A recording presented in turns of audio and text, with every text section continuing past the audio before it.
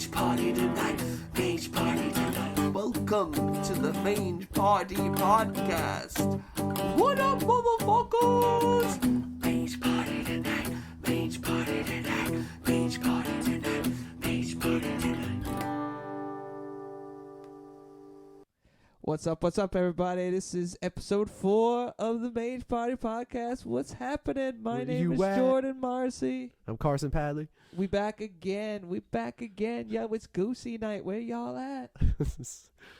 Yo, so it's been a little bit. Glad to be back. How's everything going, Carson? It's going good, dude. Just, living life. A little rainy now, but whatever. Yeah, it's all right. Yeah, seeing things are changing. I guess we always start out with some beer talk, so I guess we'll fucking start there, right? I mean, yeah, why not? We'd be sipping on some Coastal Evacuation from Cape May Brewery, it's one of my favorites. It's a double IPA. I love it. 8.0.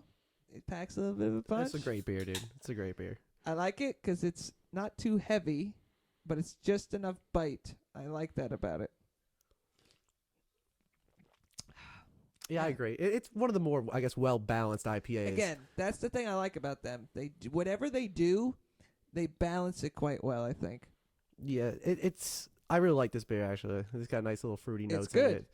in it. Nothing too overbearing, and it's not too, for being 8%, it's not too boozy at tasting. Sometimes it gets a little too high. They get a little, a little too much alcohol bite to them. This is really a smooth. It's they call it the West Coast style double IPA, big, bold as a hurricane season itself, with centennial forward brazen blend of hops, serving up hints of orange citrus and honeydew melon. Is it time to evacuate? Are you prepared? Real Jersey right there. Oh yeah, dude. But yeah, no, it's we seem to rep these guys a lot, but we do like their product, so I think they definitely deserve it. Yeah, they're great. But so we're always loving these. Double IPA, I always forget that this is a double. This is quite good. Yeah, I was drinking a good IPA the other day. It wasn't a Jersey brew, but Half Acre. It's a Chicago brewing company. I found it at some shop right somewhere. I'm like, this beer looks kind of cool. Okay. I like the artwork on it and stuff, but it was IPA. It was really good. That's the one I sent you a picture Oh, of. yeah, no, that looked good. Yeah, if I see them again, I'm going to try to grab them. They were only like in singles. Couldn't even. Oh, so, really? Like, they were really good. That was one of the better ones I've had in a long time, actually. I was impressed. You'd really like it. That sounds good. I'll try to get it for us next time. When we were at Milton, me and Tommy, because me and my coworker Thomas, we had to work the AES convention a couple weeks ago, and we need to get some beer for Teardown. And we were in Milton, and we were like, we were both like just completely strung out because we've been working in the city all week. This was Thursday night. Friday night was our last day. Big pack up, so we're like, we need to bring some beer because they had beer there, and it was cool. Because big ups to Sound Toys, by the way, because Sound Toys every day at the fest gave away beer at like 5 o'clock. Oh, that's great. So yeah, it's like 5 o'clock shows up, and it's like everyone just goes to the Sound Toys booth and gets free booze. Thank you, Sound Toys. But it was good because we're like, okay, we want to have some beer. So me and Tommy walk into Milton. We're just fucking so tired. We're just like, all right, we got to get beers for tomorrow. And we're standing there just like half strung out. And the guy that works there is like, oh, what are you guys looking for? And so we just ended up talking to him for like 10 minutes. But then he's like, oh, he'd be like, oh, you like this? You like this? And, we're talking. And he was like, oh, you guys like sours. And me and Tommy, big sour fans. So you are? Yeah. So we're like, yeah, we do. And he's like, all right, come over here. He's like, here's a pack. I think it was a 12 pack of 6 Point. Oh, 6 Point, yeah. Dude, they were really good. They had these really good fruit combinations. It was like pineapple. Another one was like, I can't remember. There was like a citrusy one. And they're like nice and light. They're not too strong, right? They were like, I want to say like 4.5. Yeah, it wasn't too nice, crazy. Yeah, it was like, all right, we need trade show beers. We don't want anything too crazy. Because we wanted to have a few, and they were really refreshing. They weren't too tart. We were giving them out at the booth to some of our customers and our vendors, really. Some people liked them, some people didn't. But I was a big fan. I tried every one of them. Have you had their other beers or not? Oh, yeah. My sister actually got me into them. Oh, really? Yeah, she was the first one to show me them. The crisp one, I can't remember. Crisp, yeah. That was the first one I had for them. It was years ago. It's like right when they started, because she lives in Brooklyn. That's where they're based out of. Yeah. And I like to go there. Have you been there? I have not. I really Okay. like the Bengali IPA, the one the orange Yeah. stripe K. That's They got really a bunch good. of good ones. I like that company. The resin IPA, like that's a double or I don't know, might be a triple. I think it's a double, but it's real strong. I kind of like. I haven't had one in a long time, but they're good. They're good company. I like 6 Point. They're good. Yeah, we should hit that up. I've only been to Brooklyn Brewery. I went there. You want to hear a funny story? So, the one time I went to Brooklyn Brewery, this was years ago. This was, I want to say it was 2008. And so when I went, I didn't think I was going. So it was me, Jay McKay. Oh, Jay, where you at? And Dan Watts, and I think Chris Ryder came with us. And so the original plan was that Regina Spektor was supposed to be playing an in-store at this record store Oh, really? in Brooklyn. And it was like, okay, so to be a little backtrack here, just so people don't know. I used to be in a band called And the Zombie with 2 friends of mine named Dan Watts and Jay McKay. And I was the singer, drummer. It was a 3-piece. Our records are actually, our first record is still on Spotify. You should listen to it. 13 songs for 5 people you know. We made it in Dan's, his attic, and we made it in the house at Sweet Man Lane, and it was it's good rock and roll means Sweet Man Lane, dude. And Yield number 9, Sweet Man Lane. And that was where we made it. And so we had made this record, and we had a show that night. And I think it was the first time we ever played at Lakeshore. Oh God! That place is a story in itself. Wait a minute. No, it was a Lakeshore show, but it wasn't the first one, because the first one was in the front bar. It was before we convinced him to open up the back room, but that's a whole other discussion. That's Lakeshore up in Upper Greenwood Lake. If anyone's looking, not no more. Don't go there no more. No. But back in the day when some decent people ran it was okay, at least for the players, but the clientele as a whole. This state of affairs. Interesting. But, so we were good. The idea was we had to play a show that night, but we were like, yeah, we got to go see Regina because we were huge Regina fans. Jay McKay is what got me. Oh, really? Yeah. Okay. Jay McKay was in love with her. I'm gonna learn a song by it. We should. We should do. Yeah, like I don't know. We could pick one. I'll learn one for Jay. We'll learn one for Jay. Fidelity. That'd be a good one. Fidelity would be fun. But either way, so we go there for the whole intention of getting in, and we can't get in. There's too many people, and they won't let people in. And so then we're just like, oh, fuck, what are we going to do now? So we, Archie was with us, too. Yeah, Jay Archibald was with us. And so we ended up walking around, like, janky Brooklyn. Like, and this was, like, 2008. So, like, it was, like, still, like, pretty janky over there. It wasn't, like, gentrified white people. You know, it was still, like, it's still pretty hard.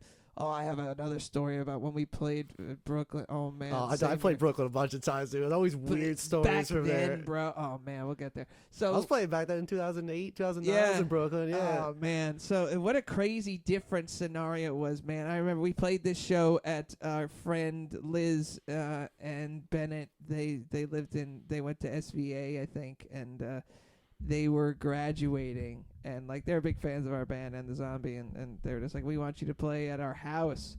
And so we had to go. I wish I know where this is. If I ask Jay, he might remember. If I ask Dan, he might remember, but I'll just ask Liz. So yeah, so we were asked to play this backyard party, or what we thought was a backyard party at our friend's apartment in Brooklyn. Sounds great, right? Oh yeah, so, great time. Like, why wouldn't you want to do that, right? So it was. I think it was on a weeknight too. Yeah, it was like on a Tuesday night. It was some random thing. Yes. I was like, we were like, what is this gonna be? We don't know. So we roll through like into deep industrial Brooklyn. Like we're driving for like upwards of 15-20 minutes, and we do not see a building that is not abandoned. Like, I'm just like thinking, I'm like, where the fuck are we going right now?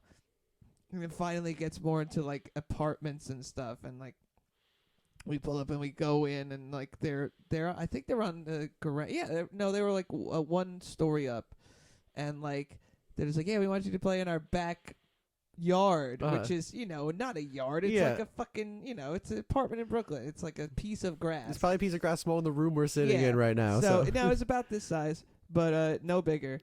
And so we're like, okay, fine. And so we, we're playing, and like we hear people like yelling from like upstairs, being like, "Yo, stop!" Because it's like Tuesday night, and she's like, "We don't care, we graduated," and they're like, "We're gonna call the cops." And I was like, "Do you want us to stop?" And she looks at me, she's like, "Listen, we have the Crips 1 block away and the Latin Kings 2 blocks away. The police are not going to show up for a noise complaint. They're too busy about worrying about people dying." I was like, "What?" And she's like, "Yeah." So I'm like, "All right."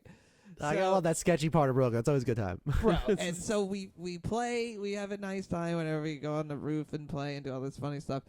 And so we're leaving. All right. So we're packing up our stuff and we're bringing it down to the cars. We came in 2 cars. And we noticed there's this guy that's like kind of sulking around the stairs. Oh no, first he was just sulking at the bottom of the stairs, and so like eventually my guitar player like gave him $3 just so he would walk away. And so he did that, and so we're doing that, and we're almost done, I think. And so we're almost packed up, and we're like, "Oh wait, where's Jay Archibald? Oh, he's still upstairs. All right, so we gotta go and get him." So me and Jay Bakay go up to find him. And then I stayed downstairs. It was Jay and somebody else went upstairs to go get him. And we're waiting, and we see the guy come back. And we see there's another guy that's also hanging out a little bit like on the street. And this guy goes, and this guy's like drunk. He's like kind of slurring his speech, and he's like trying to talk to me and Jay Bakay. Yeah. And he's like, "Oh, yo, what's up, man? What's up?" And we're like, "Hey, man, how's it going?" You know, just trying to, bullshit talk. And he goes, "Yo," he goes, "Yo, your boy." And we're like, "What?" And he's like, "Yo, your boy, he owes me money." And we're like, "What are you talking about, man?" And he's like, "Who are you talking?" He's like, "That guy there." And he points across the street, and the guy that was originally hanging around is there. And they immediately start getting into this yelling argument. And we're just like, "What the fuck is going on?" And like he crosses the street and he goes, to face this guy, and they're just yelling and screaming in front of the stoop, the landing that my friends are about to walk down to come to the car. And then, we're still standing there and we're watching this whole thing happen. And then he goes, the other guy goes, yo, put your weapon down. I was like, fuck. I'm like, if he has a gun, we're in trouble. And luckily it was a knife. So he pulled the knife out, and like he was like, I was like, fuck. So I'm like, and so I'm trying to call Archie and being like, "Yo, you're about to walk into a possible knife fight that's like gonna happen." And of course he's not picking up his phone. He had fallen asleep on the roof next to the roof we were on. Okay. That must be a good night, dude. Yeah. That's a good night. So like that was the thing. So luckily it was taking like eventually they stopped. Like it was kind of like diffused. Yeah. But like it was Brooklyn back in the mid thousands was a way different place than it is now. Very, very different. I played in Brooklyn a few years ago. My band As Beings. We played this. I think it was the company that was promoting it, Brooklyn Asylum. But there was this random. I don't even know if it was a venue. You can call it a venue. It's debatable, but it was a venue, and it was like deep in Brooklyn, in that same industrial kind of area. So like, there's nothing around here. There's this building, and there's like a giant party going on upstairs. And then I just had to park around the corner next to like this. It looked like a chop shop. You could say it's a tire shop. It was probably a chop shop. It was just a really sketchy place. And like, I walk in this place with my gear, and I'm like, "What's going on upstairs?" I'm asking them. They're like, "Oh, it's like a party. It's been going on since last night. It might end soon." I'm like, "Last night? It's the next night already." I'm like, "Okay." So we, get the show starts. That people start playing. I go over to the bar. They have beers and hard-boiled eggs. And I'm like, I'm like, what is this place I'm at right now? It was real sketchy. That's funny. It was weird. I enjoyed it, but yeah, our vocalist was apologizing. Like, "Oh, thanks for coming out, but like, this is a sketchy ass place." Yeah, thanks. Sorry, yeah, dude. sorry.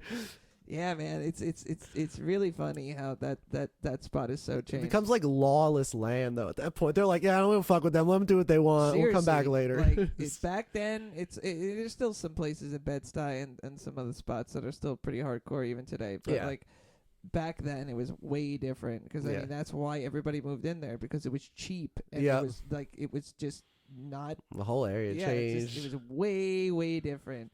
But yeah, good times. A lot of good music came out of Brooklyn at that time too, like TV on the Radio, and a lot of those great bands came out of Brooklyn. There's a lot of at good that time. underground metal bands that Yeah. I enjoyed playing with and shit. They were the best.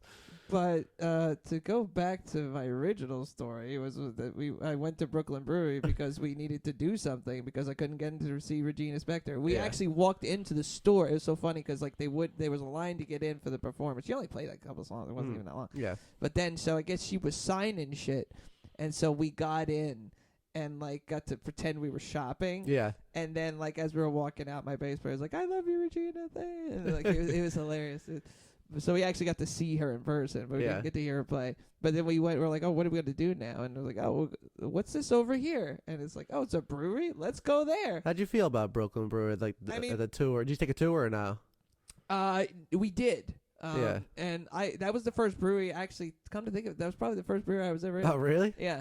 And it was good. I mean, that's back when they were kind of first starting out. I mean, I don't know when they were established. Yeah, I'm not sure exactly, but I've been there before. I think it's the same as it's been on like the building and everything. I don't think they changed locations or anything. But it was a nice surprise. Like that was, like I said, the first time I'd ever been in a brewery. Actually, come to think of it, and it was, I had just started drinking their stuff around that time. Yeah. They had that chocolate stout. Oh yeah. Dan Watsey turned me onto that. It was higher alcohol. It was.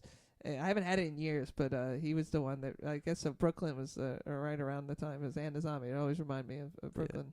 Yeah. I like some of the beers. The Brooklyn Lager though is a staple. I love the Brooklyn Lager. That's a great beer. The brewery was nice. It's very open. It's like beer hall-y. Yeah, very beer hall-y. Yeah, I didn't. The tour was kind of short. It wasn't too like informational. It was more. Short. It was more of showing off the history of the building and the owner as opposed to the brewing thing. That's what it was. I'm like, you're just talking about the guy and the logo. That's all they talked about most of the time. I'm like, this is kind of weird. It's all right, but their beers are. I'll hang out for a little bit. Yeah, no, it's one of those things. I remember enjoying it. And then we had to drive back to Jersey and play a show that night. That's funny. It's tales of a band, baby. That's how it goes. ATZ, where you at? Check it out, Spotify. I still got CDs too. We made 2 records. I got them. I got them too. Talk to me if you want them. But yeah, no, funny times, funny fucking times, man. Yeah, wow. dude. Yeah, but so it's like it's just it's weird how things change. It's funny too because I don't know if I told you about this. I don't think I did, and I'm probably gonna get the name wrong. But on the way to AES every morning. In Wayne, okay. Me and Tommy noticed they're gonna open a brewery in Wayne on Route 23. Yes. You know where? Yeah, I'll tell you exactly where. So it's like right before 46 exit. So a little bit further down before it gets to all the merges and shit. Right before it before Mothers. Okay. Is that It's on the right hand side if you're going south. Okay. There's a thing there, and it says coming soon. I think it's 3 Wise Men Brewery. I don't know what building they're going in. It's pretty small, and there's a sign out there that says this. That's the only reason why I know this. Is it right after that Shell station? And there's like it's for a little further down. Further down. So is it right before? Oh, before the merge. Zoomy. Yeah. Oh, it's probably down. There's like an before industrial Zoomy. area Yes, there. yes. Yeah. I know what you're talking right there. about. I want to see because I got it right here. I can look it it up. says coming soon. What did you say, Wiseman? I think it's 3 Wise Men. Don't quote me on that. Oh, I'm not quoting. But I think that's the thing because we saw it every morning when we were driving in, and I was the one that noticed it. I was like, "What the fuck?" I was like, "That'd be pretty rad. A fucking brewery right there. That'll be cool." But I mean, that would be really good because I mean, in this area we don't really have. I mean, we have stuff in New York State. We got stuff, obviously we have Ramstein. Yeah, we have a couple of breweries around here, but that's a nice location for one. Yeah, that's a good meeting spot for a lot of people too. Like a lot of my friends live around Wayne, so that's going to be a good one, I think. And I'm really interested. I don't think it's that. It's not open yet, so it could be. That when I looked that up, it was a brewery in a different Indiana. Maybe it's like I don't know. We're both here, just typing away right here, figure this I'm out. gonna be able to edit this. Don't worry. Oh, you can? Yeah. Oh, I thought you just let it flow. I think people have to listen to us search. Yeah, okay. Oh, 7 Tribesmen. That's what it's called. 7 Tribesmen. Yeah. I just found it. Oh, Yeah. cool. Oh, yeah, it is right in that spot. Yeah. It's right, and it's a hard place to describe because I've tried to tell this to some other people. And It's right before Izumi. If anyone knows where Izumi is Yeah. it? Wait, hold on a second. Now I got to look at it's a this. little before, yeah. Yeah, Seven Tribesmen Brewery. This is. Hold on a second. Oh yeah. Okay. That's it looks pretty interesting. Currently under construction. Hope Yeah, to be open by the end of the year. It's right past the 7-Eleven. That's why I was asking. Yeah. It's literally right past that. So that place right there, 11:51. if I'm not mistaken, used to be. It looks like a house. Yeah, it used to be an antique store. Yeah, okay, that makes total Yeah. sense. It looks just It like was like that. a really nice, or either antique store or like furniture store. You remember that? Because I mean, if you take that exit, it's right. It was this wood building and stuff. That's the building. That's Yeah. it, yeah. If anyone knows Wayne, New Jersey, like we do, that's what it is. So Yeah, no, it's, for all who's listening. so they don't have an open date yet. They claim to want to be open by the end of the that's year. good. but they have They've no been opening blowing date. up lately, though. They have a Breweries in Facebook Jersey. and Instagram. 7tribesmenalso.com, 1151 State Route 23, Wayne, New Jersey. That'll be interesting. We're definitely gonna have to go there and check Yeah, that shit definitely. out. We'll do a brew tour for ourselves. We'll go there and go to like Clifton or Yeah. because that new place opened up there. Oh, too. that's right. I forgot about Yeah. that. I think we mentioned it on the other podcast. I had forgotten about that. Yeah, we're definitely gonna have to check that one out too. But they seem to be starting to come about a little more. We're a little behind on the craft brewing game. We had a couple, but like compared to like Colorado and stuff like Yeah, that, they yeah. got like so many. Tampa, they got a lot. Yeah, they in got a ton. Tampa. Yeah, Jersey's a little. I think the laws were a little harsher I here. know that's totally what it was. They Yeah. just got the change in law recently, so that's a good thing. But yeah, so in New York State too. New York State's got a few good ones. Yeah. and locally too. So. I like Roscoe Brewing Company up in Roscoe, like the fishing the town. Clarks are big fans of Glenmere. Glenmere. I don't think I've had still their haven't stuff. been there. They're actually trying to get us a gig there. Oh, dude, that'd be awesome. Yeah. So that might be a thing. Also, I think we're gonna go. The Zigmeister is gonna be starting an open mic with our friend Sean Henry. And I think Mange Party is gonna be playing at that one of these days. Yeah, Zigmeister's a brewery in Hackettstown. Yeah. It's a really nice place. I've been there. You been there before? Yeah. Once. Yeah, really nice place. I like some of their beers. I've seen them a lot at that Bootin' store, Ah, that the Bootin' best liquor store, the by the best way. liquor store. That Bootin' liquor store Yeah. is great, but they have a bunch of their stuff there, and I've had it at the place. I like some of it. I don't love all of it. Yeah. But I'd be interested to go there and check it out again. It's been a little bit. And, Yeah. Sean Henry, big ups to Sean Henry. He's starting the open mic there, so good friend Yeah. of mine. Yeah, so that should be interesting. Like I said, if once that opens, that's gonna be a cool thing for the area for sure. Yeah, definitely. I'm really excited. So whenever that happens, we'll give you Oh, full we'll be there. coverage. Try to get their first people in the door. You know. Yo, what up, Mange Yo, Mange Party live from the brewery right now, opening up right now. Doors open. Boom. Here we are. live streaming it, baby. So, we're gonna get into the meat of the podcast for this episode, and okay, so it's gonna be funny. So it's okay. So I guess that the topic really kind of came about because of one thing in particular. Me and Carson. Okay, so to back up a little Little bit, backstory here. Backstory. and I'll do mine, and then you'll do yours. But me personally, I was brought up very religiously. I was in the church for the majority of my life up until the age of like say 26. I was in Christian music ministry. I almost did that for a living. I played with like at the time would have been some of the top people in like the contemporary worship scene at the time. People like Rob Stearns, all these people, like all these names are going to be meaningless to anybody who listens to this. But like, and I'm not trying to brag. It's just something that I fell into. So I was doing that for a long time. So I grew up listening to religious music of all kinds, along with secular music too. But it was a big part of me learning to play music and playing with other people and playing in front of crowds and stuff. All that stuff was done first for me in the church. And the Zombie, the band I was talking about earlier, was my first secular. But no, that's not true. Darkest Thursday was my first secular band with Jay McKay and my friend Luke Bondradino. But and the Zombie was where I was the front man. I was the singer, co-lyricist, co-writer, and so it was the first real band that played a lot and stuff.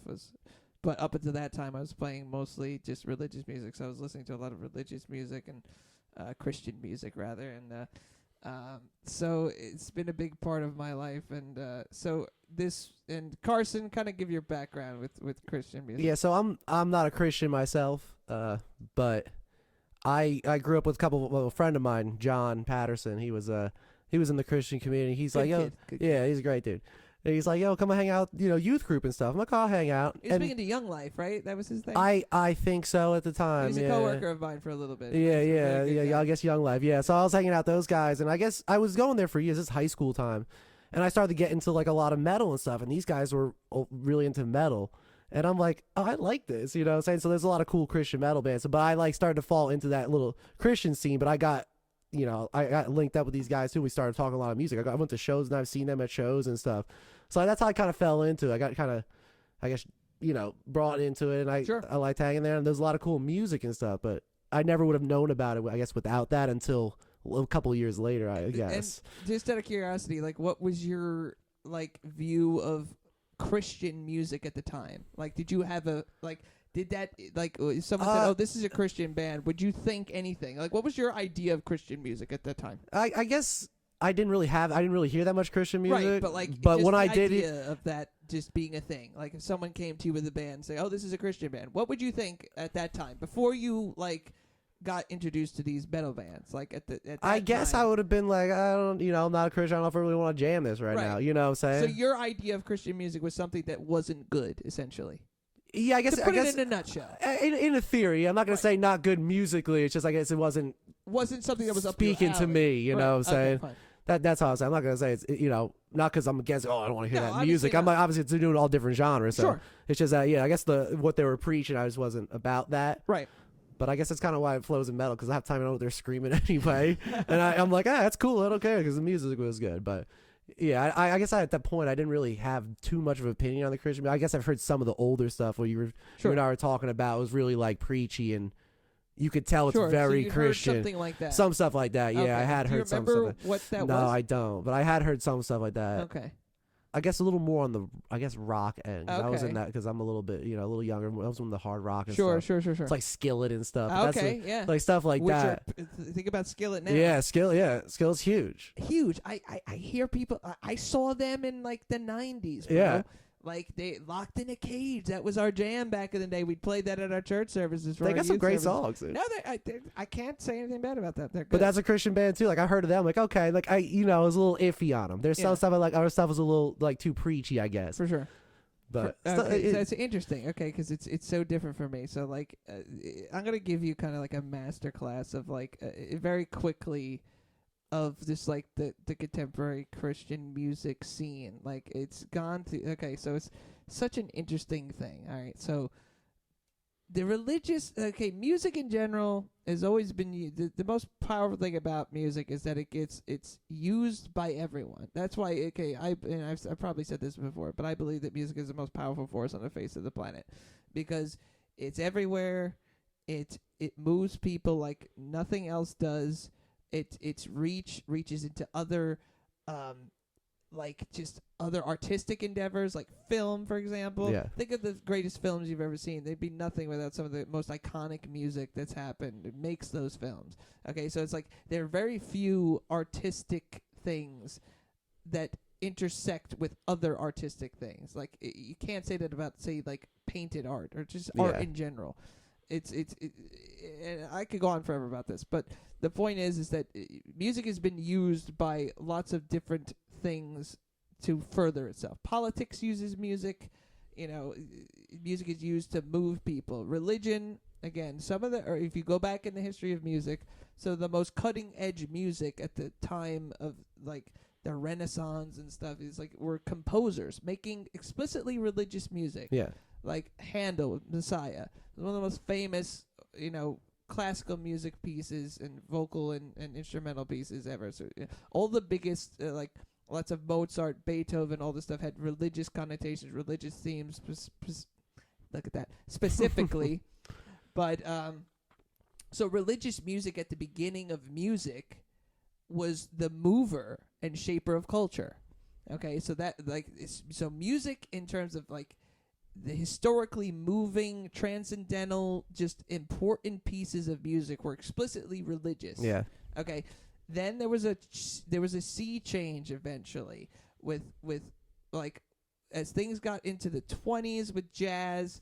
You got then you have the birth of rock and roll in the 50s, and once rock and roll kind of happened, that's the church was going through because I could talk about it from an insider's perspective, but essentially the church was very, very against rock and roll because rock and roll was seen as the devil's music explicitly.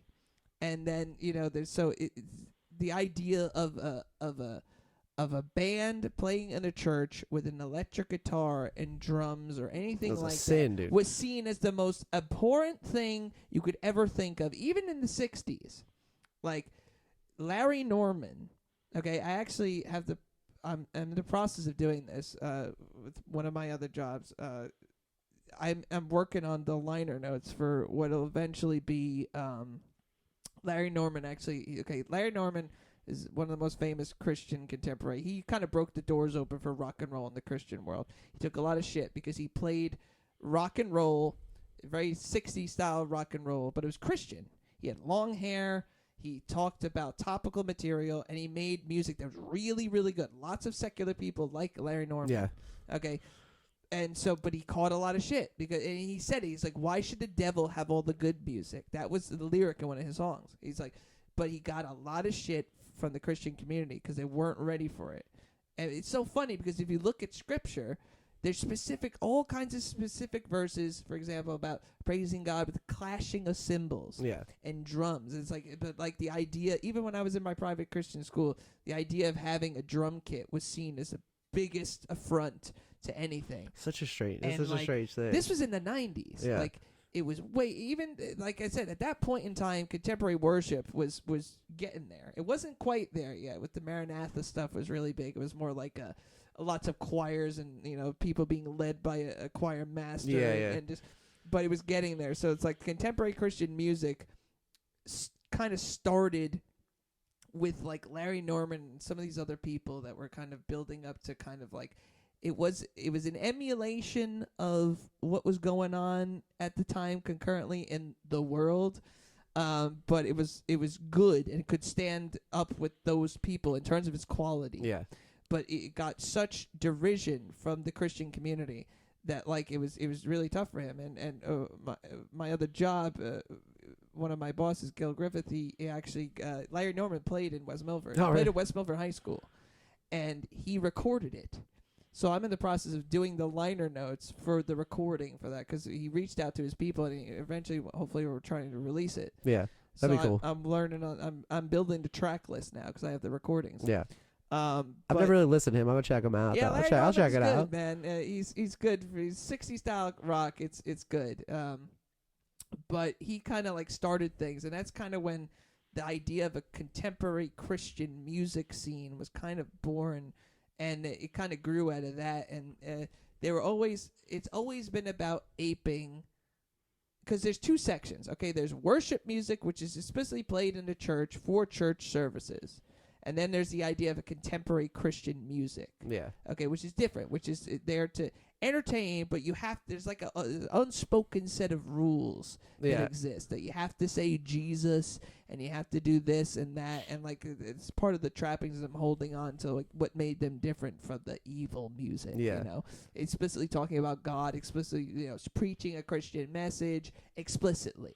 The music always came across to as much of a praise, like a choir, and so all those sure. choruses, you're like. They just sounded I'm totally skipping over huge eras of religious music, but just for brevity's sake. But that was a part of the history of Christian music. Lots of choir action, all that stuff. But once they started bringing rock and roll in and saying this is just the devil's music, we can do it too. It was kind of a big thing. Yeah. So then the companies realized it's no, we can actually sell this stuff. So they actually got interested in using rock and roll as an idea of Christian music. Yeah.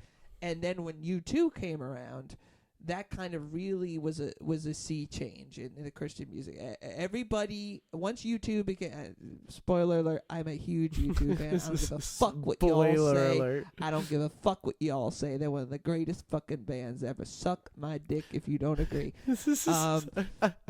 But they were such a big, because they were explicitly, they started out religious in terms of like their personal beliefs and stuff, and they make explicit references to God and stuff, but they were such a big change for the Christian scene. So much of the music that came after and concurrent with them, because they're still around, but like once they started breaking big, it was like everybody started to sound like U2. That's one of those crossover bands too. Everybody, no matter what religion or any community, people all loved you too. You know what I'm saying? But like it's they saw that, I was like, oh, this band could be okay and be, speak religious kind of stuff. It wasn't explicit, but it was explicit enough that like it's there. And so it kind of changed things. And so like, but also like harder music was different too. So like Stryper, you ever heard of Stryper? The 80s hair band? Yeah, they're a Christian band. Oh, Stryper with the Y, right? Stryper with a Y. Because by his stripes we are healed. Oh. Okay, that's what it's about. Yeah. So when I was growing up, Stryper was a big deal. The Rez Band. Okay, the Rez Band was actually kind of pre-Stryper. They were kind of like one of the first like harder music that was explicitly Christian.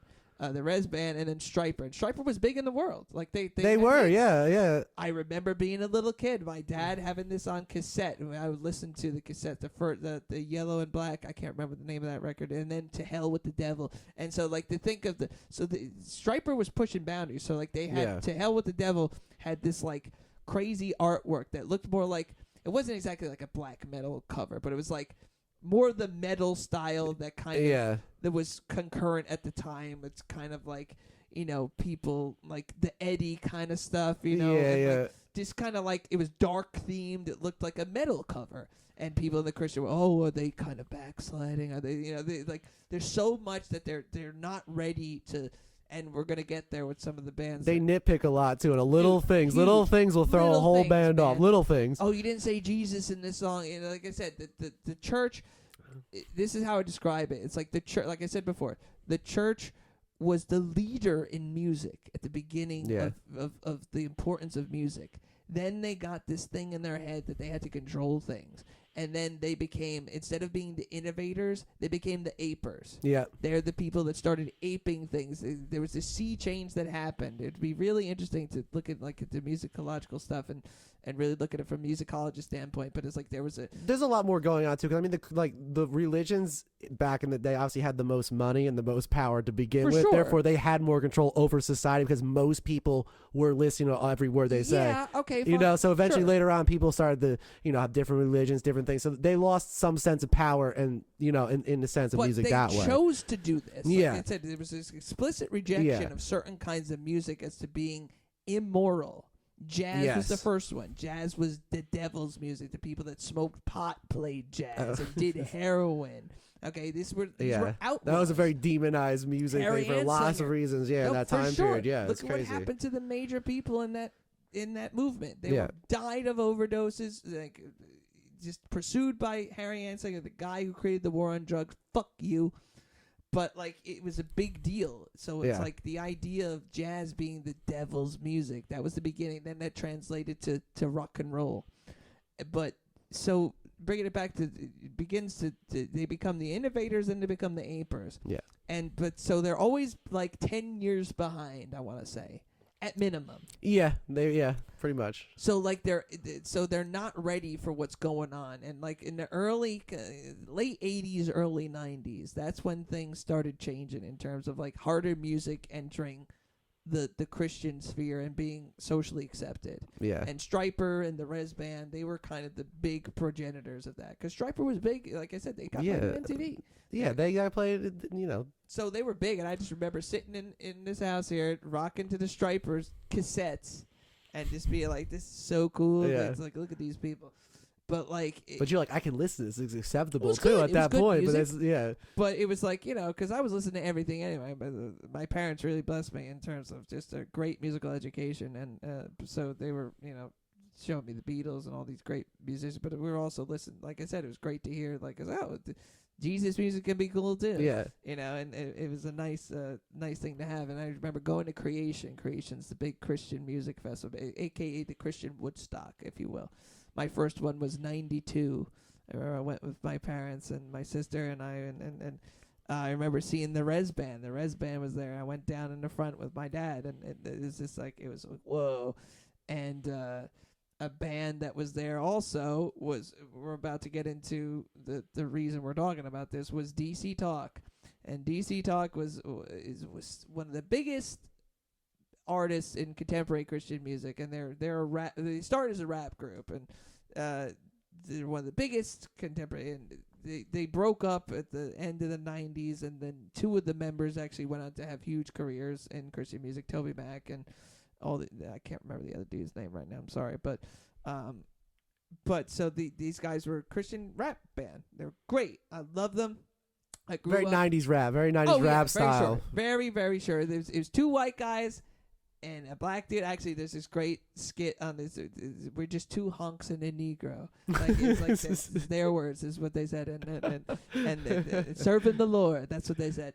And I just growing up, I remember one for Christmas. I can't remember what year it was. I'd have to look it up, but I got a little tape boom box and a cassette of "Free at Last" by DC great, Talk, and I just was 90s rapping out with my boombox and my Christian rap, and I thought I was the coolest motherfucker around.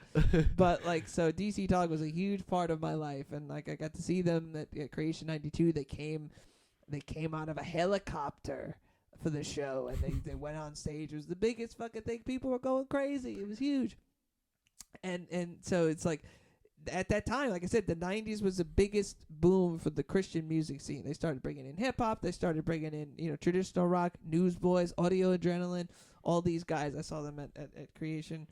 And it was just the night. And then eventually it would change. And well, the reason we're even talking about this is because okay, I'm a big fan of Kanye West. Okay, I'm a huge fan of the guy. His music, I think he's a genius. I've seen him in concert. I get so much flack from people. One of my ex-bands hated me for liking him. There's all these people, how do you like him? I play rock music primarily, and people, turn up their nose at me, and I say, oh, I love the guy. I think he's great. I think he's a genius. Been a huge fan of his from his production work, and then he started his own career as a rapper. But so this is Goosey Night. It's October 30th. So it was only a couple days ago, probably at the end of last week. I guess it was Friday, maybe. I can't remember. But when the album came out, I think it was Friday. I think it was It was Friday. Yeah, it's Friday afternoon.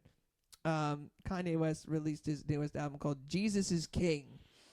And there's a little backstory to this I'll get into, but essentially if you're listening to this, you know about Kanye West. I don't have to. You have your own view of him or whatever, but he was originally going to put out an album called Yandi after his last album called Yay. And he was going to do this. He keeps delaying it, and then he says, oh, it's not coming out, and he starts doing these things he calls Sunday services, and he did one of his first big ones was at Coachella. And his gospel choir is there. They're wearing robes. He's debuting new music. One song called Water. Another one, like, people didn't know what to make of this, and he started bringing it around to different cities. And he's like, okay, I'm scrapping Yandi, and I'm making a new album. And then, halfway through the cycle, he's like, oh, it's going to be called Jesus is King. And it's going to come out when, I can't remember the first time he said it was going to come out. And it was delayed 2 to 3 times. And, he doesn't use social media anymore. And so Kim Kardashian was the person that was kind of giving updates on the album. He'd write a track list on a napkin, and she'd take a picture of it and post it on her Instagram. And that's how people would see it. It's like, oh, he's going to make a new album, and this is what the track list is going to be. Then he's like, yeah, it's not coming out. He's like, oh, this is what it's going to be midnight this night. It was supposed to be out like last year when I was reading Yandi before. Yeah. Yeah. It was supposed to be like Black Friday, I think, was the original. It was Yeah, supposed somewhere to be the around that original time, release yeah. date of Yandi. And it just didn't happen, and so Jesus King was said to come out 2 separate times, and it was pushed back. He started this with The Life of Pablo, where it's like the life of Pablo. He started he's like, oh, it's gonna come out now, and then he's like, he was still tweaking the mixes and changing them after the album came out, and it was this really interesting but bad way of making and releasing an album. And that's when he was a big shareholder in Tidal. So like the first time you could ever listen to it was on Tidal, and it was like that's how it like. So then the version that everyone pirated off of Tidal became different because he was tweaking the mixes. And so, like I said, there's 3 different versions of that album that are floating around because he kept tweaking with it after it was officially released. So again, this happened with this record.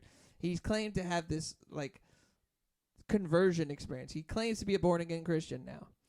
And he made this record and released it this past Friday. And I'm a huge Kanye West fan. Like I said, I've listened to every record he's put out. He's a master artist. He changes everything up every time. His impact on hip hop cannot be I can't stress enough. You can't even get words right now. Well, no, I can't stress enough how important he is, and a lot of people they have a hard time with this because he's an inflammatory person. He says ridiculous things. He believes ridiculous things. He's a ridiculous person. I love ridiculous people. Yeah. Okay. He reminds me a lot of John Lennon. Okay. It's the closest antecedent I can think of is John Lennon. John Lennon was a completely ridiculous person. Think about the things he said in his time. We're bigger than Jesus. Yeah. Okay. What did Jesus? He called his album Jesus. He says, "I am a god." Okay. So many.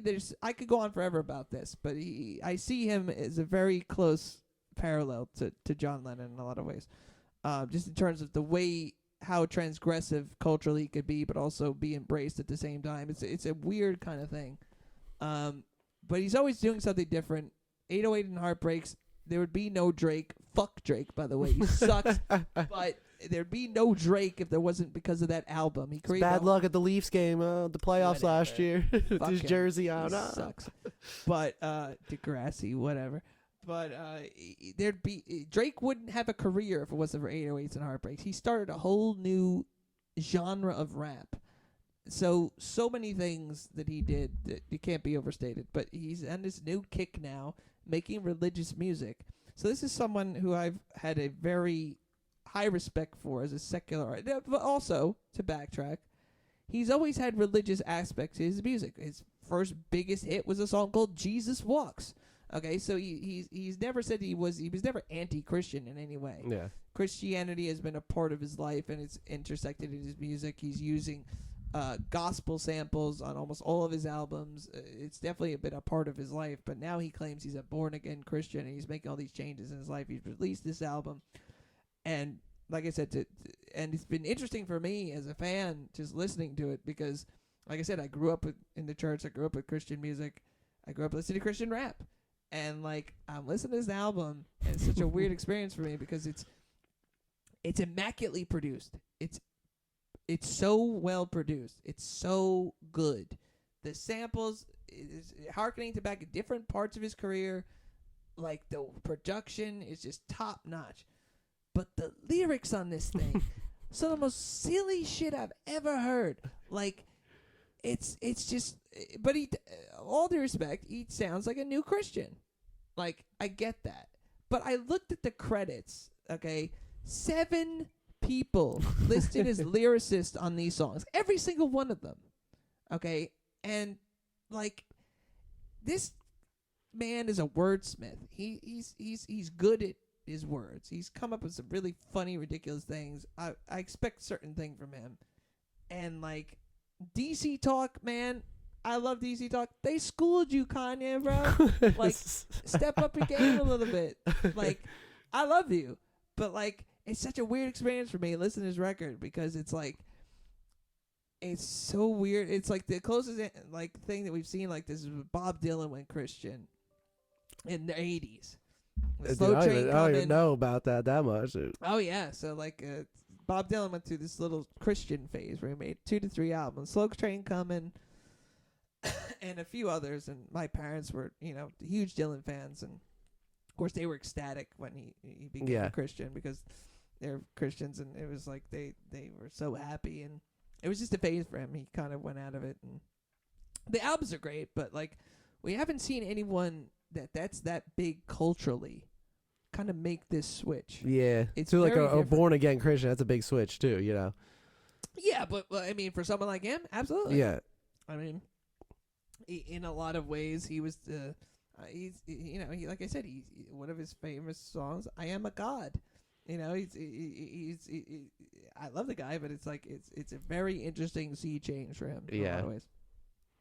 So it's like it's weird for me because I have the old side of my brain that will forever be kind of have that stuff in there. Yeah. And like listening to someone who is that kind of an artist and kind of have that collision of worlds happen, it's the most unique listening experience I think I've ever had, because it's like I don't know how to judge it in certain ways, and critically they're saying the same thing as I am. They're saying they're like the production's immaculate. There's certain things on here that are very interesting, but the lyrics are just so trite and silly, and like there's so much more contemporary Christian music that can like explain this a little bit better. I don't know. It's odd for me. Yeah, I listened to a couple songs. I'm not a big Kanye guy, but it was very gospel-y, as you're saying. It sounded like just a gospel church worship for most of the songs with a little bit of rap over it. That's what for the first couple tracks I heard there. But it goes back to like, that's all I'm gonna say about that, is because it's I'm still digesting it, and but it goes back to the idea of how the Christian community, we're just very, very slow to embrace just differing, changes in music, and then it became this other thing, which I'm gonna segue to you a little bit more, just because. So like in the 90s, that's when that's when things started to change, and so like there was all these big hardcore bands that were coming up in the 90s that were Christians, and they weren't getting any love from mainstream labels or anything in the Christian world, because they were making scary music. Yeah, they were too much for the Christian world at that time. It's amazing that it happened, honestly. For sure. But like it To the Nail Records, they were like the harbingers that they changed the scene, and like so many of the great bands that came up. But it's like this is where I want to kind of segue to you, Carson, because it's like so much of the music that you really enjoy really kind of came out of this part of the scene. Yeah, it definitely did. And, I have a lot of respect for the Christian metal scene and hardcore scene. Like, it was the hardcore scene, especially because you listen to more hardcore stuff than I do, especially from that time. Yeah, Because definitely. you were hearing that in the Christian community and stuff. But like Zayo and Living Sacrifice and all those, like, they were playing some heavy stuff for the 90s. Like, everyone would have lost their shit, no matter if you're a Christian or not. Like, that's like heavy hardcore shit, And eventually that just got popular to some degree, but it shifted to more of a metalcore vibe to it, and a Christian metalcore scene came out of all that.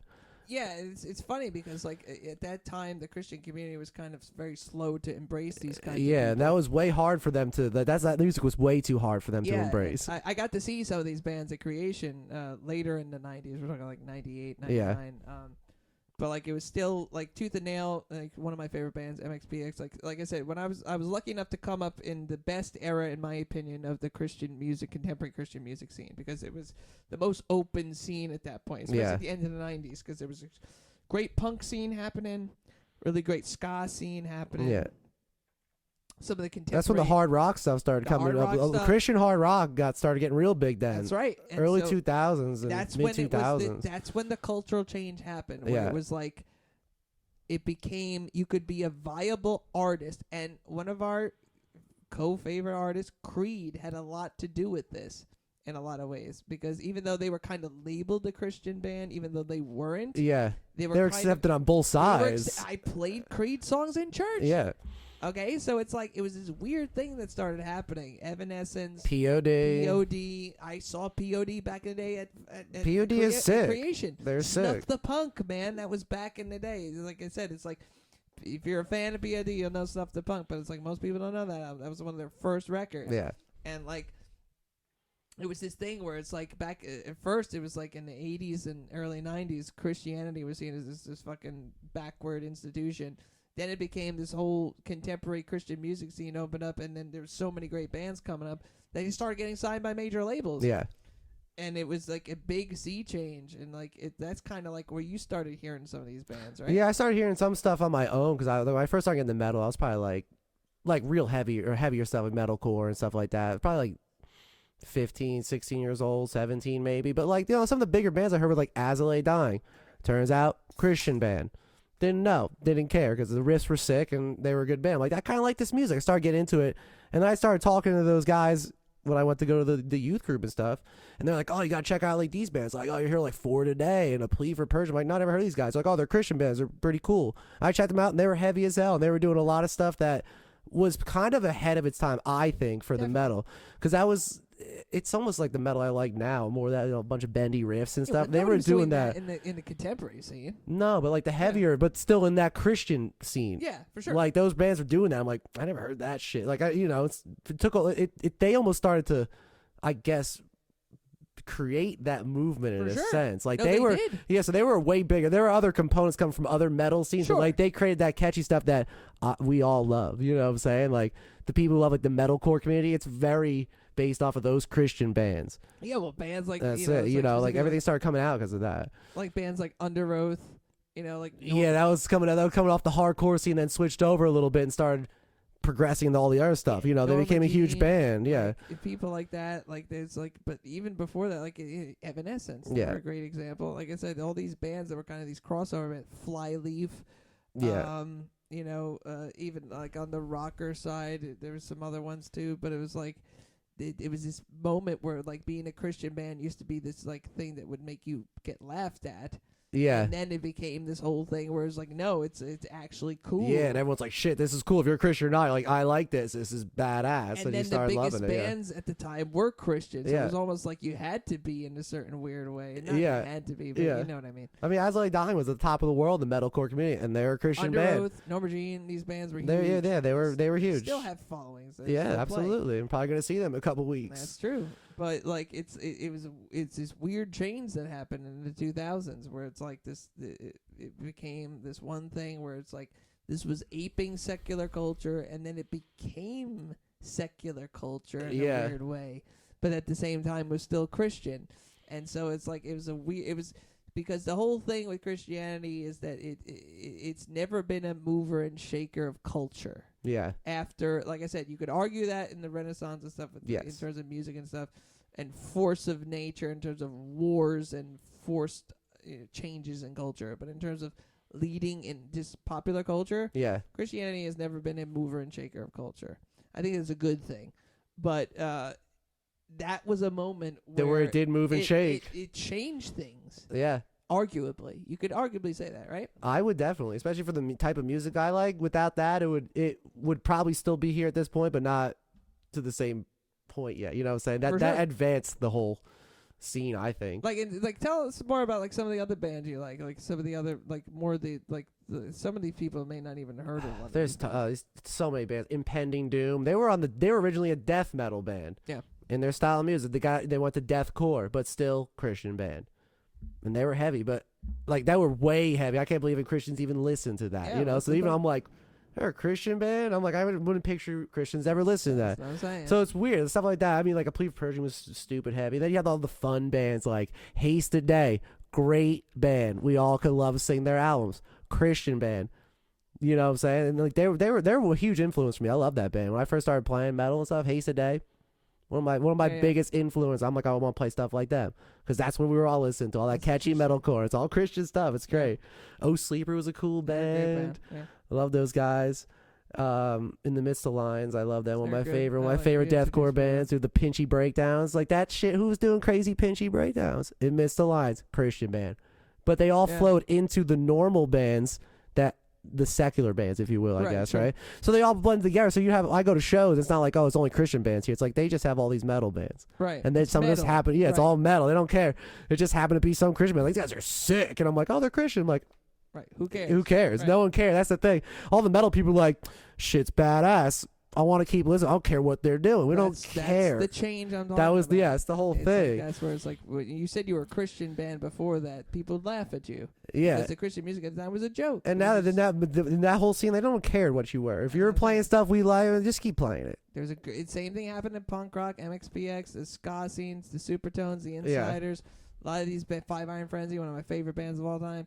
They're a Christian band. Like I said, I can still listen to these records. I don't believe in God like that anymore, but it's like can still listen to these records and really get something out of them because, like I said, it's just good music. Yeah. It doesn't matter who you are, what you believe.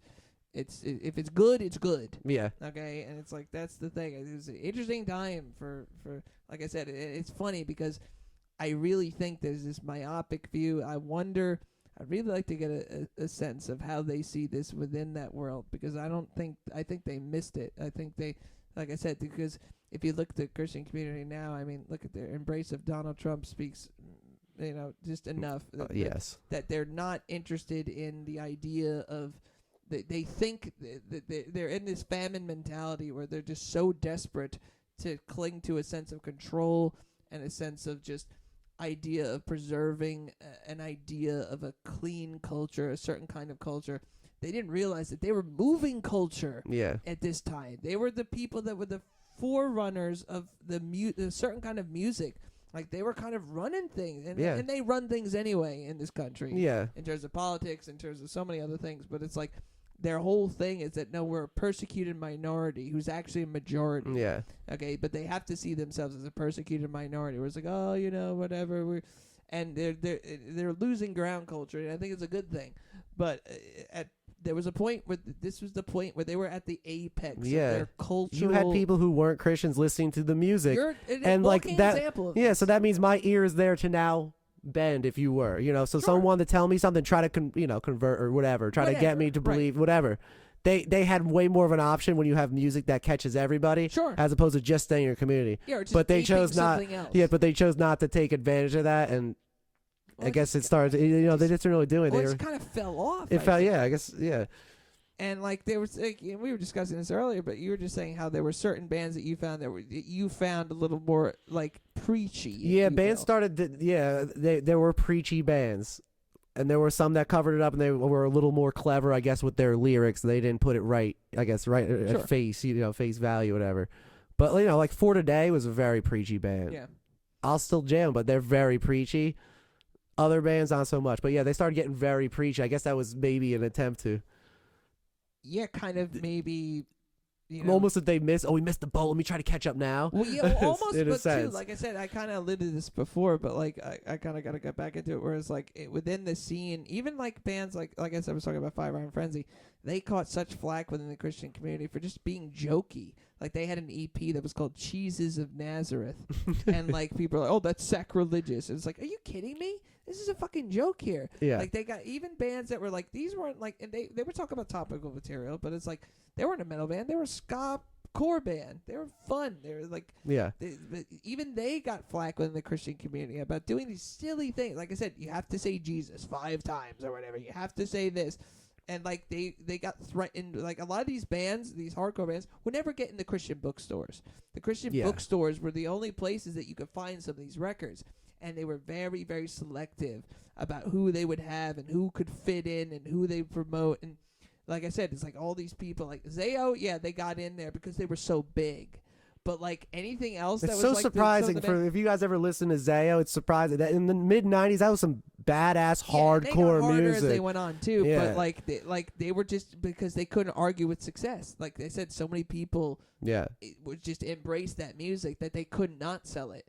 And there was nothing ever in there that was an objectionable thing. Yeah. But like other than the type of music. Or Yeah. The devil's music. It wasn't the words and stuff. Scary sounding music. Yeah, they hit badass stuff. Yeah. So it's like, but like they never really had something that could be like, oh, this thing you did is this. Yeah. Whereas like some of these other bands that, like I said, Larry Norman was the first one, but like even Five Iron Frenzy, so many times these people jumped on them. Being like, oh, this is sacrilegious. Little things will throw them off the whole, This puritanical nature of that community strangleholds creativity, and it sucks. But it's like it's been a really weird thing to watch, and just like I said, that because like again, As I Dying, it's like it almost like I said, when things started to change in the latter part of the thousands, where it's like it started to fall off, where it's like for a little bit, like all the top bands were Christian bands, if you will. Yeah, to some degree, to some degree, yeah. And like you could argue, like the fallout started, and like what's his name, As I Dying, trying to put a contract out on his wife, and just like all these kind of people. Like I said, it's like.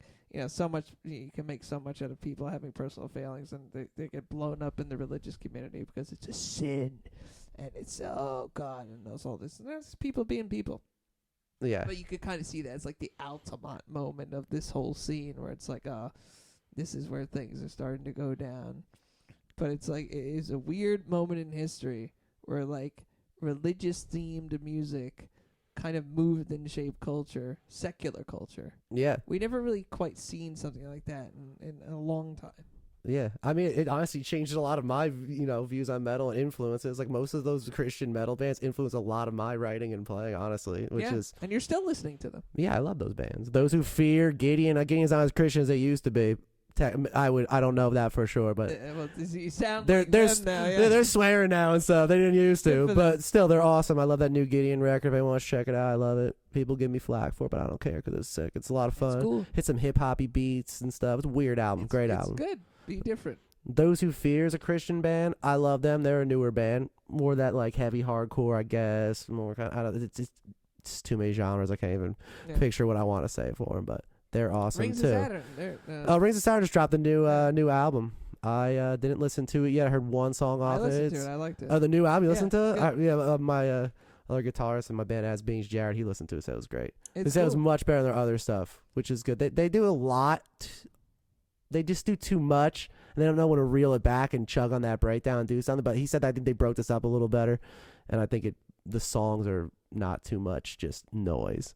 Yeah, it seems more streamlined in a way. Yeah, they Like- need that though. They were just too all over the place, in my opinion. And they also play stuff that I don't think you can play anyway. So and they love Guitar Pro, which I respect. So No, but you showed me a lot. Like I said, it was interesting. Like I said, just hooking up with you and just like you were showing me bands I had never even heard of. yeah. Like, and I was in that community at the time. Yeah, I know. Yeah, it's what's so funny. Like I'm like, oh yeah, these guys are Christians. Like Silent Planet. Like I never heard of them. Well, they're new. That's why. Okay, well, Silent Planet's a newer band, awesome band as well, Christian band, great like, band. Everyone check them I out. read the book that their name comes from, Out of the Silent Planet. By Yeah. C.S. Lewis, a huge Christian author. But like I read those when I was a kid. Yeah, So I was like, but I remember you showing me that. I was like, these people are fucking gnarly. they're really man. good. Yeah, they're awesome, But great it's- musicians too. But Great. like, yeah, it's still a thriving scene. It is. Yeah, I guess it's not so much at the forefront. It's not in not popular culture wise, but in terms Yeah. of like a scene that a bunch of people are still into. Yeah. They have viable careers. Oh yeah, definitely. Yeah. When I was in high school and stuff though, like I guess when I was 17, 18, that was like the scene though, that that metalcore was the scene. heyday, man. That was it. Everyone was like, "Oh, it's a huge. Oh, what a great time! What a great time to be alive." Yeah, it's just a very interesting time period, and not enough. Like I said, I could. Somebody should really write a book on this because, like, it's like someone with an upbringing kind of like mine, who was kind of in the scene and came out. Like, Let's co-author a book, dude. I mean, yeah, I'd love to, but like, it's like that's why it's such. I'm so glad that we can have this conversation because it really has both sides of the equation. And just, but also the convergence point of this music, and it's like it's so interesting getting that whole. Like I said, I have my perspective growing up in that scene, and just seeing how much this music affected you, someone who wasn't growing up in In the that scene at all, yeah, shows just how powerful the music Yeah. is, yeah, and how any attempts to kind of classify things just dilute. Just yeah. I agree. Yeah, know what I mean? You're restricting all that stuff. You got It's- to, as you say Jesus 5 times. It's like it's none of a those thing, guys man. say that anymore. They don't do that. Like all these But, guys like- screaming and shit. They don't want to say that. They're But just like- that's the shit that they had to endure, man. Yeah. Like I said, it's like there's a great book on Larry Norman called "Why Should the Devil Have All the Good Music?" Again, it's like for people who weren't in the scene and can't understand. It's like there was a set of rules, man. Yeah. You had to do this, you had to do that, and like I said, you had to do this because these stores kind of controlled the market. Yeah. And like if you weren't doing what they wanted, they weren't going to sell your shit. Yeah. And like that's why Tooth and Nail was so important because like they were a label that embraced a lot of these forward-thinking bands. Yeah. And like some of my favorite bands were on that label: MXPX, the Supertones, Zayo, the Non-Point, like not Non-Point, they're non-Christian. No, What not am I Non-Point. talking about? Don't listen to me. I'm fucked up. Don't listen to You me. got a bullet with the name on it, dude. No, It's it's not. It's just, Nothing Face and all these. It's the same thing. I get everybody confused. But so many great bands. Okay, Slick Shoes, Goaty Hook, all these great bands came out on that label, and like they were the mover and shaker in that scene for sure. So it's a very interesting period in music. It is. I'm happy I got to see it from an insider's perspective too. You know what I'm saying? 'Cause there's a lot of it's- people who weren't even in the Christian music because they all jam that stuff anyway. It's No, just it's- it just yeah, became true. mainstream awesome stuff. sure. I got to get it from both sides though, which was Yeah, interesting. It's a weird thing. It's a weird, like I said, it's like, and the bands that are still huge now, like we were just talking about Skillet before. Yeah, You skills. know, Reliant K, they were another one. I saw them at Creation before Yeah. they were ever big in the world. Like I said, some of this stuff is embedded in my brain and will never come out. The Christianese, I could go on forever about this, but like them, Switchfoot, another one. Oh, Switchfoot, dude. Switchfoot was huge. Yeah, but they were Christian band. I know. Saw them for years before anybody ever heard about them. Yeah. And then they had their moment because the songs held up. They're good songs. Yeah. I liked them. That album was great. You know, the first album I remember is getting into was New Way to Be Human. You listen to that, it's like, and then I can't remember what the name of their crossover record was. But you know, Meant to Live and all those great songs. Those were the first. Dare You to Move and all those songs. But those songs are good, man. Yeah, John Patterson showed me shit on guitar. I'm like, this is a cool song. He taught me on it. Yeah, I'm like, that's a great riff. Yeah. Reliant K, same thing. They were a huge band in the Christian community. Came up, like it crossed over. Like I said, Yeah. all these bands, man, all these crossover stories. And I'm happy the crossover happened, you know what I'm saying? Because it could never happen, so it's good. The thing is, it's the quality. Yeah. If it's good, people will like it. Yeah. You know, it's like when you shred the dogma off of, did you say Jesus 5 times? Did you give a salvation message? Did you do this? Did you say, this thing? No, take the shit away. Make good content. Yeah. And people, you want to talk about being a witness? That's the best way to go about doing it. Yeah. Okay? It's not that you have to dilute your stuff, because you can attest to this. Yeah. None of those bands diluted their message. They just did it in a way that people could assimilate. Yeah, they also did it in a more clever way. Instead of having being forced to say those things, they could disguise those things and using different words that could relate to anything else. So I could jam and be like, and not think about God, where some other people might. You know what I'm saying? Which I don't even call it disguising. They're just yeah, maybe I use the wrong word. Yeah. You know, just speaking things and not, just like Jesus. Not using those hard words. It's not Jesus love you. This I know, for the Bible tells me so. Yeah. See, that's what the Kanye record sounds like. Yes. To me. Okay, not all of it, but a lot of it. It's just like he's like, Jesus is great. Jesus is awesome. Jesus loves you. Jesus is I am Jesus. And it's like, he already went there. Yeah, I know. But it's like, That's just I'm just like, bro. I'm like, give me something a little more. Like, DC Talk is schooling you right now in terms of their, like I said, they seem more clever than you. I never would have thought in the history of the world, if you were to tell me even a year ago, that I would be saying that I'm a huge. Can we fan make of that DC shirt? Talk. DC Talk schooled Kanye. Can we make those shirts? We could. We might. Kanye, I still love you, buddy. But like. And like I said, his mental state may have something to do with this. This record was rushed. Like I feel like he's got a better record in him. Like if he takes more time with it. Like I feel like he was kind of forced into this because he said it was coming out so many times and it didn't come out. Like I wish he would have spent more time with it because he's a genius, man. He's a talented guy, and I think that if he keeps with this, he'll have like if you listen to Ultralight Beam, track 1 off of The Life of Pablo, like. That's a fucking beautiful song. Like that was kind of the seeds of this record. And like if he made a whole album that sounded like that, he could change the world in a lot of ways. Like it's like and like I think it's God Is on Jesus is King. Like I think that might be my favorite one. The production on that like is stellar. He strips. He's just very simple. He's doing the things that I liked him to do on his other records. And he's not having this puffed up nonsense, and it's not silly. It's like the thing about him that I really related to in a lot of ways was his ability, just like John Lennon, to be his weird self. Yeah. His imperfect, fucked up, porn addicted, just like all the crazy shit he talked about. That's what John did. That's what he does. And I love people who do that because they're just who the fuck they are, and they don't give a fuck what you think. This is who they are, and they make this crazy shit. And it's like that's what he did, and like, and in the way that he did it on this album, that's kind of like the song that he kind of tries to do it on. At least for me, that sounded it reckoned a lot more to his past material. Yeah. and just the production on it's great, but it's like he kind of stripped away the bullshit. And I could feel the conflict in his mind. He talks about it on one song. He's worried about how the Christian community is going to take this. He literally says it. Really? Oh yeah, he's very explicit about it, and I get it, because like I said, they're stodgy motherfuckers, man. I'm sorry, but it's the truth. I've been in there. I know, and it's like I had this whole experience listening to this album, being like, this is exactly how a new Christian who's done the things and said the things and had the life that he's had, he feels that he has to make atonement. Yeah. You know, he's like he's got to atone for his past sins, and then but also do something that like will placate the people to think that he's not being genuine, but also kind of like he's doing a very weird balancing act. And like, you know, like I said, he has a lot to lose doing this. Yeah.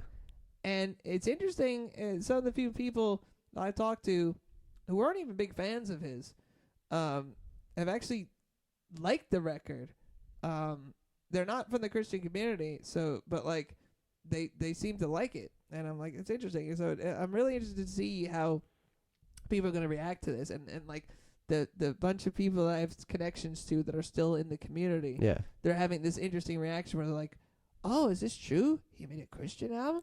It's pretty good. Oh wow, this is fire!" Like I've. Dude, I can see it already. I can see it. They're like, "Oh yeah, he's doing church services now. Have you heard?" And like, I even had a conversation with my mother about it today. It was like, it was one reason why I want to talk about this, because it's like, he's like, "Oh," she's like, "Oh, did you hear that Kanye West is a Christian now?" And I'm like, I am saying, so it's like, Who's kind of always been a Christian. yeah, but here's the thing. He I know. wasn't talking like one. Yeah, I he know. wasn't acting like one, and according to their standards. Yeah. So, but it's just been this really interesting cultural phenomenon that I think that, like, really, you know, like I said, I think it deserves the point of view from someone who used to be in the community, is out of the community, was also a huge fan. For me, it's just been an interesting experience listening to that. It's. I don't give a fuck if you don't like it. If you don't like this episode, sorry, you'll be bored by it. But it's like, it's a big part of my life. It's a big part of your life, and it's the intersection of Christian music and our lives. I think is part of why we have the relationship that we have now. So I think it's a good thing that we're talking about it. Yeah, I agree. I guess it feels like over time when things started crossing over, the label started to disappear, you know what I'm saying? Oh, for sure. Yeah, that's what happened. It's not like, oh, it's a Christian artist. It's like they're like, oh, it's a good band. What is it, a hard rock band? That's what happened. Yeah. They kind of crossed out that when it was coming in and just blended in. Yeah, it's true. And when you took the labels off, people are like, oh, this is good. It's too much labeling. There's too much labeling with everything. I agree, but it's really interesting to see how things change. Yeah, definitely. And it's funny because I'm out of the scene now, but there's this whole kind of like the aping is still continued, but it's been an aping of a different kind, where it's like Justin Bieber again. He's kind of gone on a similar track, where it's like this guy who was catapulted in this crazy career, had these crazy experiences. He actually had this religious epiphany too, a little bit. I don't know if you heard about this. No, dude. Hillsongs. There's huge. As I was leaving the community, they were kind of getting big, and they were huge in the contemporary worship scene. And there's giant mega churches that are in all kinds of different countries. And Justin Bieber, at the time of his implosion, he kind of has been reaching towards religion now, and he's been hanging out with the main pastor for the Hillsong Church, and like he kind of, like I said, they kind of rebranded themselves as like this millennial cultural looking thing. Yeah, we could have a whole conversation about Hillsong. But like, they're trying to be like a mover and shaper of culture. It's not working. But like, Justin Bieber kind of give them some street cred when he kind of was hanging out with the pastor and stuff. And do you think he chose that route? You think they came to us like, listen, we want to kind of get you into the Christian community? I don't know. I think he was looking for something. Like I said, think so? I think it's the same thing with Kanye. For Kanye, I think it's a new kind of. It's a new kind of drug for him, because a lot of people, it's like that for them. It's a stricture. He likes the rules. Yeah. I think, and for someone who's having mental health issues, same thing with Bieber. He has a crazy career, all these crazy experiences. I think they're trying to find meaning in their life. Yeah. And this is something that they're trying out. Whether it's good or bad for them, it's not for me to say. It's for them to say. But maybe they're striving for that structure. You know, saying maybe because, they like, want I know that. certain people where it's that kind of stuff saved their life. Yeah. Because they were into drugs, they were doing really horrible stuff, and they would have died if they would have continued doing that. And this kind of stuff saved them. But again, to me, it just seems like a new kind of drug, a new kind of addiction. It seems like also a new audience that's very critical, and he almost wants the approval of that because he's like, if I can do this and they're that critical, that's a huge thumbs up to his self-esteem. That's what I can look at it too in a weird way. Yeah, you know? no, I think you have a point there. He wants that hard criticism. He's like, how you like this? He's like, everybody else likes my shit. How do you people like it? That's how I kind of see him. I can see him doing that angle. That's a really good point. Yeah, for someone who's just, that's kind of his thing. Yeah. So I think, like I said, a lot of people, you know, and when I first heard about it, I was interested to see how the Christian community was going to react to it. Yeah. Because he's such a polarizing figure anyway. And it was interesting to see how they've for the most part, at the beginning, I saw something even on Drudge Report. They were kind of like, there was a few articles that were trying to say, oh, the Christian is very wary of his, but that was this was before the album dropped. But I think the album has kind of been changing all these people's minds where it's like, oh, wait, he's saying Jesus is king? And what? So, again, he's playing kind of by the rules in a lot of these ways. Yeah, I also think it's crazy how you have one little blurb. It's like Kanye West sings about Jesus. And people are like, did you hear that? Kanye? And like all the Christian people, did you hear that? One blurb. And they're like, a Christian. Yeah, you know. Yeah, wow. it's intense. That's how that from world works, such man. just one sentence. Okay. It's so intense. Interesting corollary. Brian Head Welsh from Korn. Okay. Do you remember his whole conversion story? No. Oh, you didn't hear about this? No, dude, I don't follow Korn. Okay, so this was a few years ago. He kind of had he had a full conversion experience where he became a Christian. Okay. And he was making his own music. And who was this? He left Korn. Head. Okay, the guitar player in Korn. Oh, yeah. Head and Monkey, the two guitar players. Yeah. Head is the one with the longer, whiter guy. He had this whole conversion experience where it's like he was into drugs, he was into all this horrible shit, and so he found Jesus and he changed, and then he started making his own records. Eventually, he's back playing in Korn now. Yeah.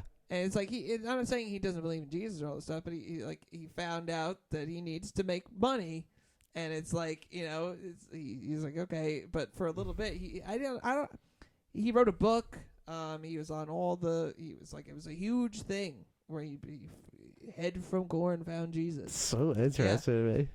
So again, that was kind of a cult, but he was in no way the stature of Kanye West in terms of how popular. But like, yeah, but I mean, Korn was a very big band. Oh, for sure. They were a very big band, but he was. You think it's almost that same thing? He wanted to see how, like, if he can get better, would they accept him? It always comes to that to me, because they were pretty much at the top of that genre of music. They love a story like his. They love a story of someone who was a hard, look at Korn's new music. metal, new metal with some other weird shit. Music about sex, violence, rape, child abuse, all this stuff. And then he really has such a fucked up life, and he comes to They love a story. Yeah. That's like what. that. Maybe he was looking for money that route, because Korn's it was on its down for a while. Like I said, again, I think he was completely legitimate. Yeah. But I'm talking about the Christian community that loves the story. Yeah. And so, but the thing about him is he's not a cultural mover like Kanye is. No, he's not. So it's like it wasn't a boon to their community. Like they need someone like him right now. Because who else do they have? Donald Trump? What a joke. Okay, this is the reason why these people are going to be put into the trash heap of history soon. Because these people, in their support for him, show the biggest hypocrites that have ever existed on planet Earth. They are, 100%. Okay, so it's like they need a Kanye West right now to be culturally movers, because that's what they want. They want to be cultural movers. Yeah. They wanted this forever, and they're never going to be that. But they want it so badly. That's why they embraced They had Trump. that blurb where they could do it. They had it. They missed it, yeah. So look, they sell their souls to the most immoral person imaginable to get a perceived sense of power and control. Yeah. These people are so myopic that it's going to be their undoing.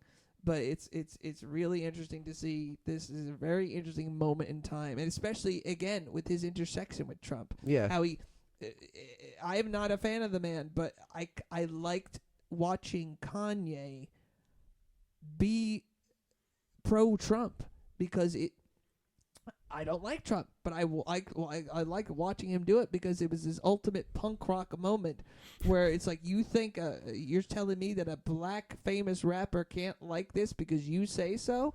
Fuck you. Okay? I think that was an important moment. I really wish it was in the service of someone else other than Donald Trump. Yeah. But the point being is, like, there's this whole cadre of people who think that if you're black, you gotta be a Democrat. If you're a fucking entertainer, you gotta be this and that. Fuck that. You gotta be who you are. I really wish he'd, like, like I said, again, don't take this the wrong way. But it's like, again, I don't like Mr. Trump, but it's interesting watching this whole thing happen because it's like so many people just freaked out. Yeah. Freaked out. Oh my God. Oh no. Trump. Yeah, exactly. Trump. But it's again, he's been on Kanye's is an odyssey of a journey, and it's just this is the newest part. I really can't believe we talked this long about this, but Oh, it's great though. But thanks for everybody listening out there. Listen to the Mange Party podcast coming to you. yes, we're here. We're still here. We're doing it. We have a show coming up. On Was that November 8th? Yeah, At the Clash Clash Bar, Bar. the infamous Clash Bar. Harding Avenue, Clifton, New Jersey. Come on out. We're playing at 11 o'clock. We'll be Show there all starts at night 9. though. So Be showing up for sure. It's the greatest place alive. Thanks everybody for listening to the Mange Party podcast. Thank you for supporting Mange Party. We love y'all. We'll be back soon. Mad love. peace out.